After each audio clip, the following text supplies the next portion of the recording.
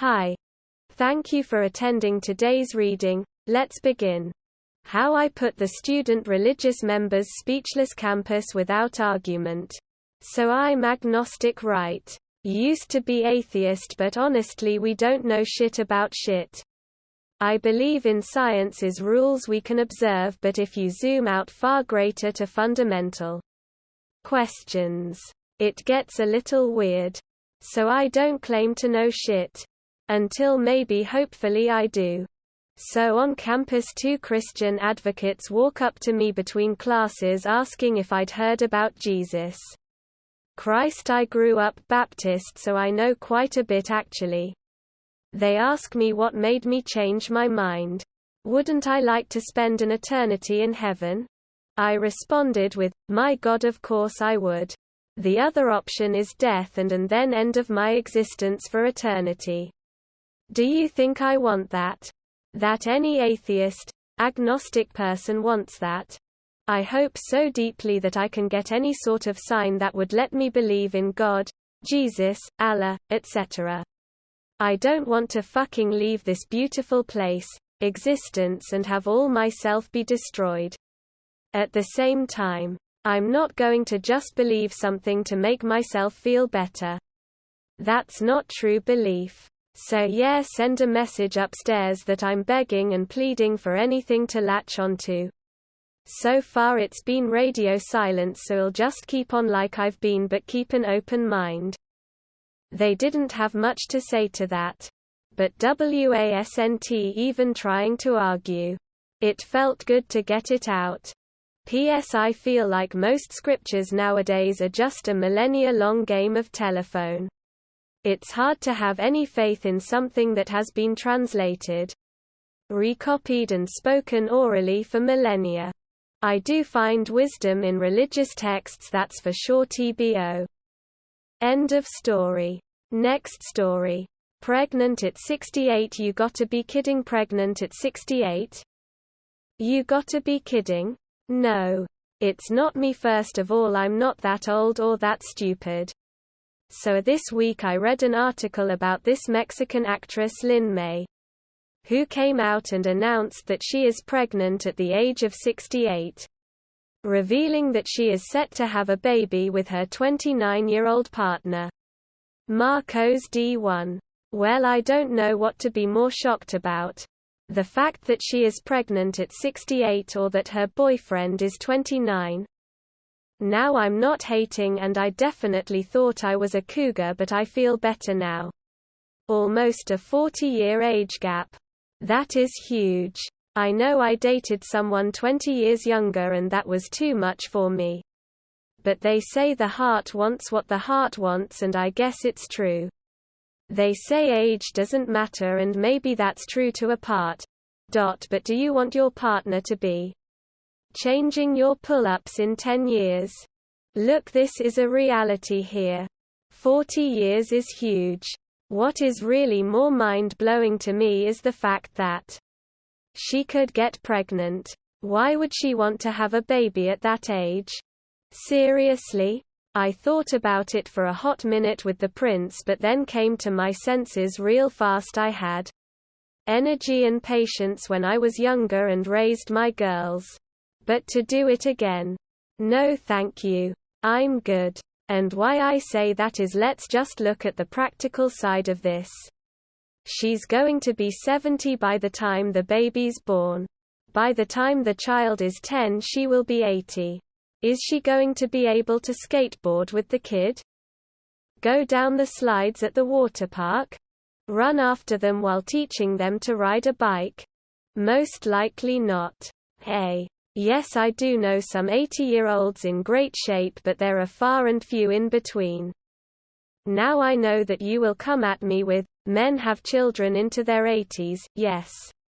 I know that, but again it's mostly the mothers who are taking care of these children, and let's talk about the real issue here, the children. What about the children?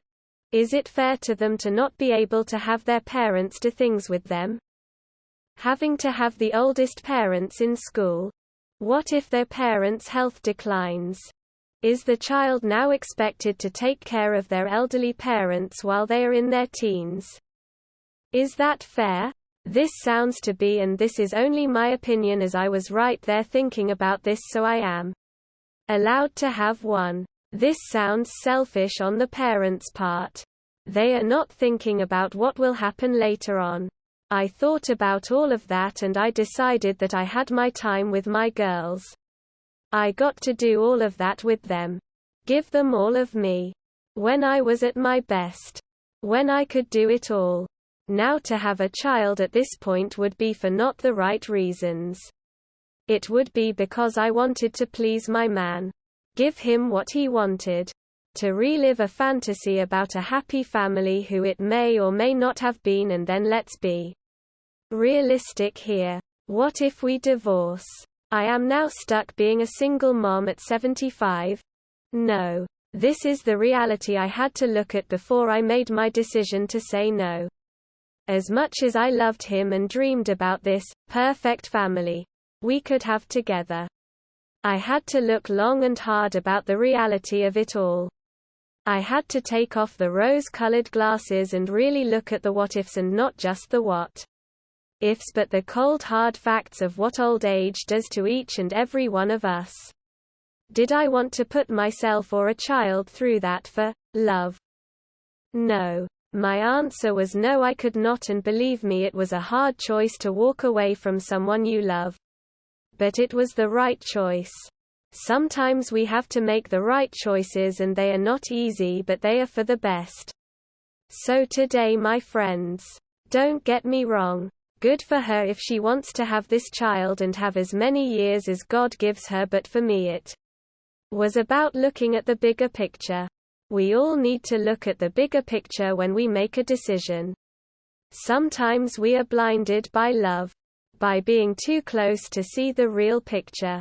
We need to step back and look at it from all angles. Think about the future, and not just the Disney future you may dream of, but the reality of what it may be. Really think of your choices before you choose. Be the change you want to see at Treadmill Treats. End of story. Next story. The time my brother mistook me for his girlfriend. Get your meatball hands off of me. My 3 older brothers and I share a lot of the same traits.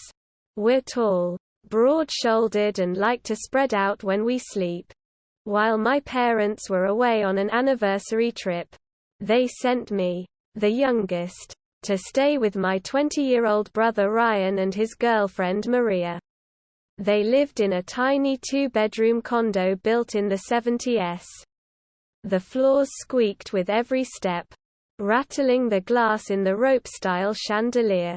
There was no air conditioning because apparently mountain folks of yore were tough. The secondary bedroom was tiny, barely deep enough for a twin-size bed and not wide enough for 2. This room also doubled as their storage room. So you can imagine the abundance of floor space. The master bedroom could fit their double bed, but not much else. The biggest piece of furniture in the place was 2/3 of a sectional. It's one of those big oversized couches with the cushions that flip back. Our parents gave it to Ryan, and I helped him haul it out of the basement family room at our family home. When it was time to go to bed, I squeezed my 6 feet plus self into the tiny guest room, carefully stepping over the free weights and boxes. I fell back on the bed and tried in vain to get comfortable. I was lying awake for what seemed like hours in this hot, dark, windowless space when I heard the familiar squeaking noises. It was obvious something very exciting was happening next door. Grunts, bumps and slamming sounds were followed by sighs of relief. "Thank you, thank you, thank you," Maria exclaimed. Ryan had successfully rigged a fan in their window to bring in the cool night air.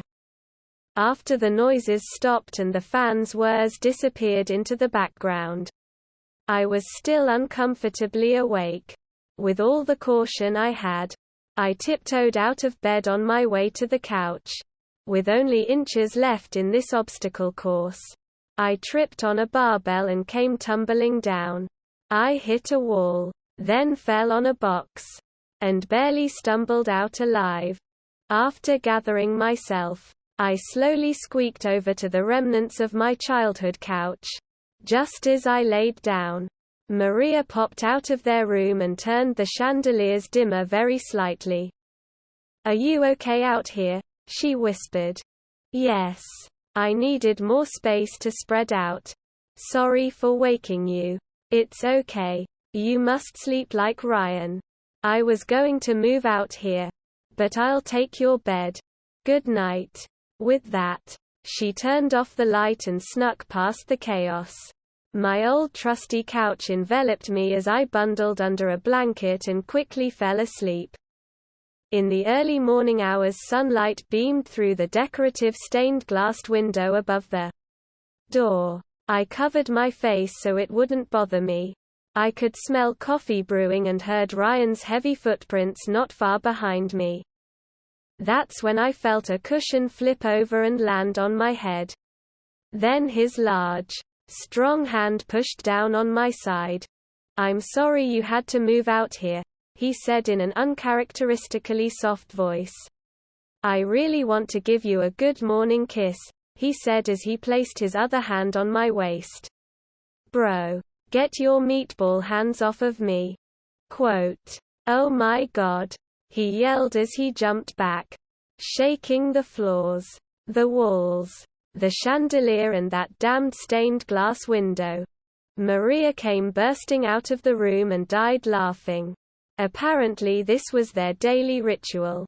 An apologetic kiss after Maria moves to the couch. Ryan and Maria eventually upgraded to a larger condo that's at least a decade newer. But every time I visit, I have to make sure Ryan knows it's me sleeping on the couch. The names are made up. But don't for a second believe the couch isn't real. End of story. That is all for today. If you want to support my automated channel, feel free to drop a like and subscribe. See you tomorrow.